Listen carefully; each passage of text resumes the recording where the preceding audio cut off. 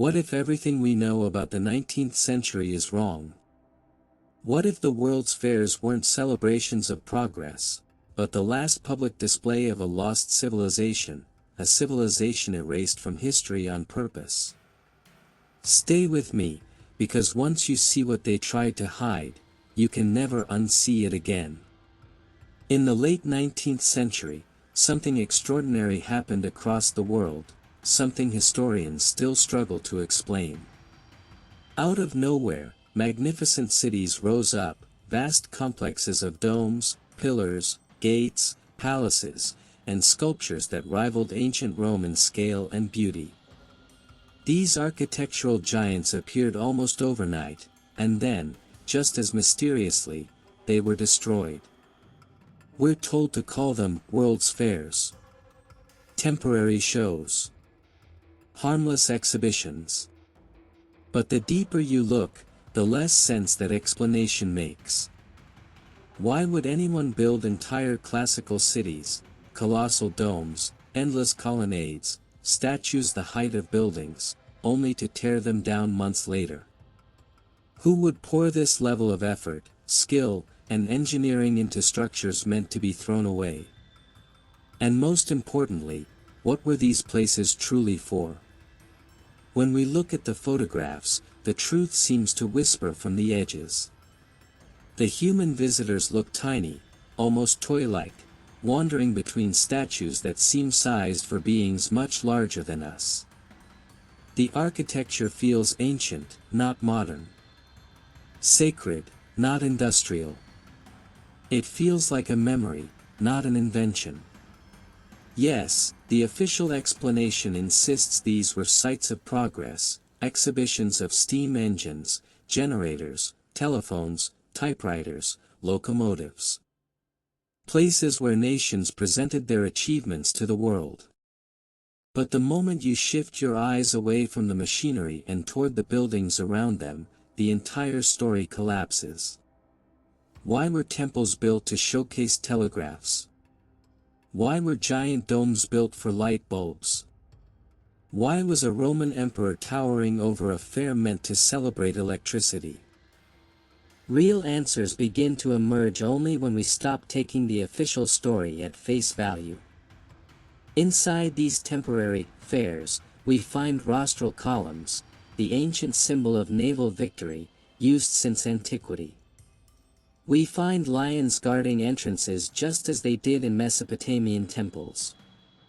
We find griffins, winged deities, gods of victory, and symbols that date far earlier than the 19th century. None of it fits the theme of progress or commerce. All of it points backward, to a forgotten past. We're told the architecture belonged to the Beaux-Arts style, a fashionable French trend. But Beaux-Arts itself feels like a misdirection. These buildings are too enormous, too symbolic, too heavy with meaning. They weren't designed for function or comfort, but for awe. They communicated power, hierarchy, and something almost divine. The scale is inhuman, the message is overwhelming. And every sculpture, every relief, every ornament seems placed with intention.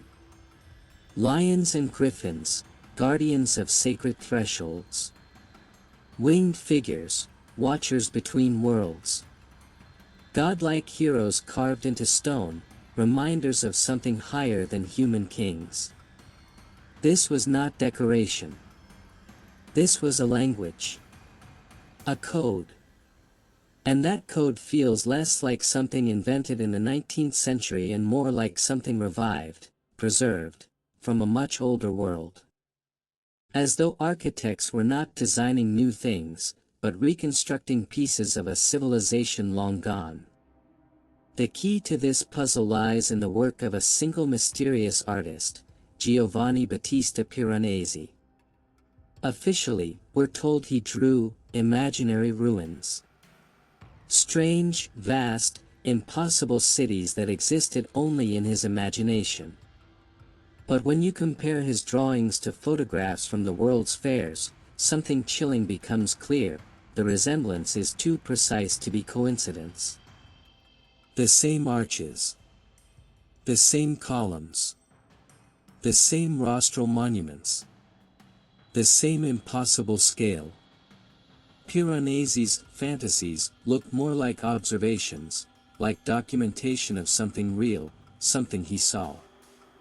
And even stranger, the chaotic piles of fragments in his engravings resemble not ancient ruins, but building sites, the kind we see in early fair photographs, where workers appear to be assembling pieces of a lost world. What if Piranesi was recording an earlier phase of the same phenomenon? An 18th-century version of the 19th-century fairs. A reconstruction of relics meant to reintroduce the survivors of some forgotten catastrophe to the symbols of an old order. If so, then the fairs weren't events, they were rituals. Not commerce, but indoctrination. Grand lessons performed for nations emerging into a new age. Imagine the mindset of an ordinary 19th-century visitor. Most people lived simple lives, rarely traveling beyond their villages. They had never seen giant machines, electric lights, steel engines, or mechanized looms. Then they walked into a palace, a literal palace, adorned with gods, lions, angels, and the architecture of an ancient power. Inside this temple of stone, they were shown miracles, machines that replaced a lifetime of labor. Tools that seemed like gifts from the heavens. Weapons that surpassed anything they had ever imagined. Technology was the bait. Architecture was the lesson. And the message was simple. These wonders come from above. Not from you.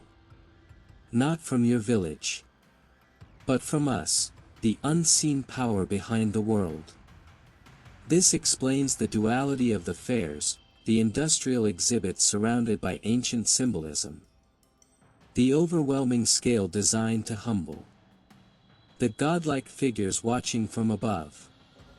It was a psychological operation before psychology even had a name. But if these cities served such an important purpose, why were they destroyed so ruthlessly afterward? Here, the global pattern becomes unmistakable. In America, nearly every exposition city was wiped clean, reduced to nothing. Not a single grand pavilion survived. The official reason? They were temporary buildings, made of plaster and wood. But the photographic evidence contradicts that entirely. These buildings looked like marble, stone, and granite. They looked permanent. Yet they vanished. In Europe, however, the pattern changes. Instead of total erasure, we see modification. Repurposing. Buildings like the Trocadero Palace in Paris were not demolished immediately. They lingered. They were rebuilt, reworked, rewritten into official history. The Dufayel store, a building filled with domes, statues, and unexplained symbols, met the same fate. Closed. Partially dismantled. Quietly rewritten. Why the difference? Because America was a blank slate. A new world where history could be overwritten entirely. Europe, with its dense historical record, required a softer approach. Instead of erasing everything, the old symbols were absorbed and disguised. The goal was identical. Break the link between symbol and meaning. Turn a living language of power into decoration. Sever humanity from the memory of the civilization that came before. And this brings us to the most unsettling conclusion. These vanished cities may not have been built in the 19th century at all. They may have been remnants, restored, repainted, reassembled, just long enough to present a grand story to humanity, before being erased once more. Yet traces of that old civilization still exist today. Walk through the centers of any major city, government buildings, banks, universities, courts. You will still see lions, griffins, goddesses, rostral columns, pediments, domes. The same code. The same symbols. They are everywhere, hiding in plain sight. Not as relics of the 19th century, but as survivors of something far older.